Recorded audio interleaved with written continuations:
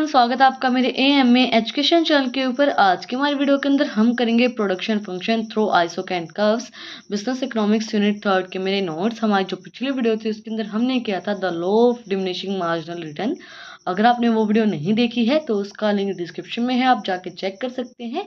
Law of variable proportion and law of return to scale हमने law of production के अंदर complete कर लिए थे। दोनों टॉपिक मैं आपको डीप में करवा चुकी हूँ। इस जो हमारी डिमिनिशिंग मार्जिनल रिटर्न है उससे पहले जो हमारी वीडियो थी उसके अंदर हमने ये दोनों कंप्लीट कर लिए थे, क्योंकि ये इसके साथ के टॉपिक्स थे। And production function through isoquant curves last topic हम आज के वीडियो के अंदर कवर करेंगे। को स्टार्ट करने से पहले अगर आप चैनल पे नए हैं तो सबसे पहले चैनल को जाके सब्सक्राइब करें, बेल आइकन प्रेस करें ताकि आपको सबसे पहले अपडेट आए। और अगर आपने सब्सक्राइब कर रखा है तो आप सभी का दिल से धन्यवाद। तो हम वीडियो को स्टार्ट करते हैं। What is isoquant and iso product approach? The isocant curves is technical relationship showing how inputs are converted into output। जो isocant curve होता है वो टेक्निकल रिलेशनशिप शो करता है कि किस तरीके से इनपुट कन्वर्ट किए जाते हैं आउटपुट के अंदर। It is always an efficient relationship showing the maximum amount of output with a given amount of input. ये हमें एफिशिएंस रिलेशन शो करता है कि हमारी मैक्सिमम अमाउंट ऑफ आउटपुट कितना मिल रहा है गिवन इनपुट के अंदर। Term isocants or isoproducts is composed of iso implying equal and cant implying quantity of a product or input। Definition क्या होगी इसकी? According to Ferguson's, an isocant is a curve showing all possible combination of input physical capable of productions at given level of output। इसके अंदर क्या बोला गया है, जो आइसोकेंट कर्व है वो क्या शो कर रहा है, जो सारे हमारे पॉसिबल कॉम्बिनेशन है इनपुट के फिजिकल कैपेबल होते हैं जो हमारे प्रोडक्शन के लिए एक लेवल ऑफ आउटपुट को अचीव करने के लिए, लेवल ऑफ गिवन आउटपुट को हमें अचीव करने के लिए। आइसोकेंट एंड रिटर्न टू स्केल। आइसोकेंट जो कर्व है हमारा उसको हम दो तरीके से एक्सप्लेन करेंगे, isoquant curve return to scale and isoquant curve return to factor. हम आज के वीडियो के अंदर सिर्फ isoquant curves return to scale को स्टडी करेंगे। Isocant analysis has applied been used by the economics to the explains and illustrate return to scale. We know that return to scale refers to the behavior of output in response to change in the scales of operations of a firm when all factor returns are charged in the some constant proportions giving the state of technology। Isoquant curve इसके अंदर क्या बोला गया है कि हमारे वही चीज़ बोली गई है, एक फैक्टर को वेरिएबल रख के और सबको हम कांस्टेंट रख के जो हम चार्ज करते हैं, जिसको हम स्टडी करते हैं, वो सब इसके अंदर बोला गया है। रिटर्न टू स्केल के अंदर हम स्टडी करते हैं। इसके अंदर हमें तीन स्टेजेस जो मैंने आपको समझाई थी वही दी गई हैं, increasing return to scale, diminishing return to scale and constant return to scale.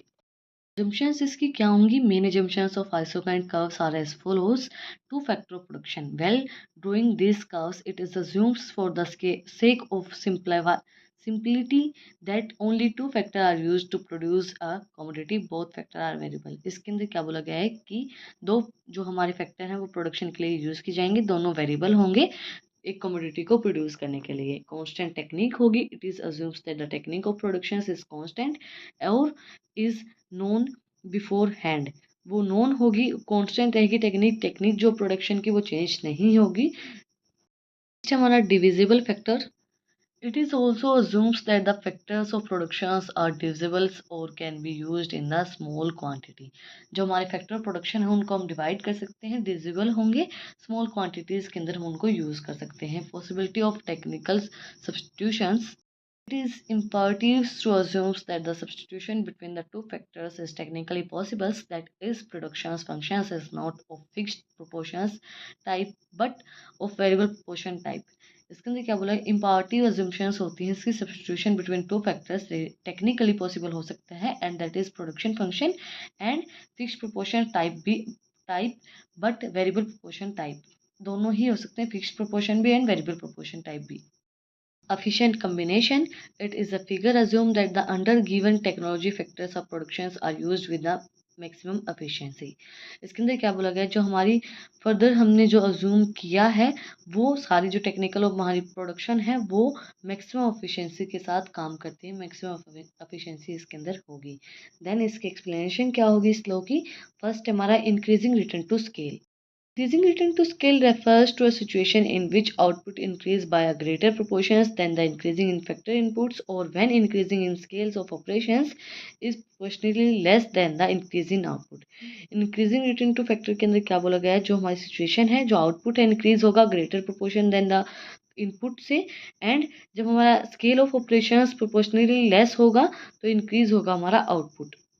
जो डायग्राम है उसके अंदर शो किया गया है, इसके अंदर इंक्रीज हो रहा है हमारा जो आउटपुट है, लेबर कैपिटल हमारी as shown in the figure 15 units of labour and capital are double from 2 units to 4 units. जो हमारी 15 यूनिट ऑफ कैपिटल है वो डबल हो रही है, 2 यूनिट से 4 यूनिट तक डबल की जा रही है, and output more than double from 15 units. जो आउटपुट है वो मोर देन डबल हो रहा है हमारा 15 यूनिट से टू 120 यूनिट्स, 120 यूनिट से ज़्यादा हो रहा है हमारा 70 यूनिट्स हो रहा है इंक्रीजिंग रिटर्न टू स्केल। इसको हम बोलते हैं increasing return to scale and also called economic of scale. हम इसको इकोनॉमिक ऑफ स्केल भी बोलते हैं। नेक्स्ट हमारा diminishing return to scale. Diminishing return to scale refers to situation in which output increase in the lesser proportion than the increase of factor input. जो हमारा output increase हो रहा है किससे कम हो रहा है, आउटपुट हमारा इंक्रीज, मतलब हमें इनपुट ज़्यादा लगाना पड़ रहा है, आउटपुट हमारा कम हो रहा है, इंक्रीज हो रहा है, and when incurs in scale of operations is proportionally greater than the increase in output. वो प्रोपोर्शनली ग्रेटर होगा हमारे इंक्रीज इन आउटपुट से। डिमिनिशिंग रिटर्न टू स्केल के अंदर क्या बोला गया है, हमारा डिमिनिश हो रहा है, डिक्रीज हो रहा है। मैंने जैसे आपको बताया था, in figure show that by doubling the quantity of factors, जो हमारे क्वांटिटी ऑफ फैक्टर को डबल कर रहे हैं, 2 से 4 कर रहे हैं, the O factor used in production the producer is enables to double the output. तो प्रोड्यूसर को अपना आउटपुट भी डबल करना चाहिए, जैसे कि उसके अंदर हो रहा था 70 यूनिट हो रहा था, and there are the diminishing return to scales. The diminishing return to scales are the diseconomic to scale. ये डिसइकोनॉमिक होता है, ये डबल नहीं करा है, सिर्फ 30 हो रही है फिर 10 हो रहा है, तो ये डिमिनिशिंग रिटर्न टू स्केल होगा हमारा। लास्ट है हमारा constant return to scale. Constant return to scale refers to the situation in which expansions in output happens to just proportionate to the expansions of in factor inputs. In other word, constant return to scales means the size of input and the size of output increase in same proportion. जो हमारा size of input है और जो output का size है वो same proportionate के अंदर इंक्रीज होगा। जब हम डबल करेंगे 2 से 4 करेंगे तो वो भी 50 से 100 होगा। कांस्टेंट रेट के ऊपर वो इंक्रीज हो रहा है 50, 100 एंड 150। इसी के साथ here the inputs and outputs are increasing in the same proportion. जो हमारा इनपुट है और आउटपुट है वो सेम प्रोपोर्शन के अंदर इंक्रीज हो रहा है, कांस्टेंट प्रोपोर्शन के अंदर इंक्रीज हो रहा है। इसके साथ जो हमारा आज का टॉपिक था आइसोकेंट कर्व रिटर्न टू स्केल, हमने आज की वीडियो के अंदर कंप्लीट कर लिया है। अगर आपको आज की वीडियो पसंद आई तो आप लोग को बताइए क्या करना है, कमेंट सेक्शन में मुझे बताना है कि आपको वीडियो कैसी लगी। कोई भी डाउट है तो वो भी आप लोग कमेंट सेक्शन में मुझसे पूछ सकते हैं। नेक्स्ट वीडियो के अंदर हम रिटर्न टू फैक्टर को स्टडी करेंगे, आइसोकेंट कर्व। फिर मिलते हैं एक नए वीडियो के साथ, एक नए टॉपिक के साथ। Thank you for watching my video.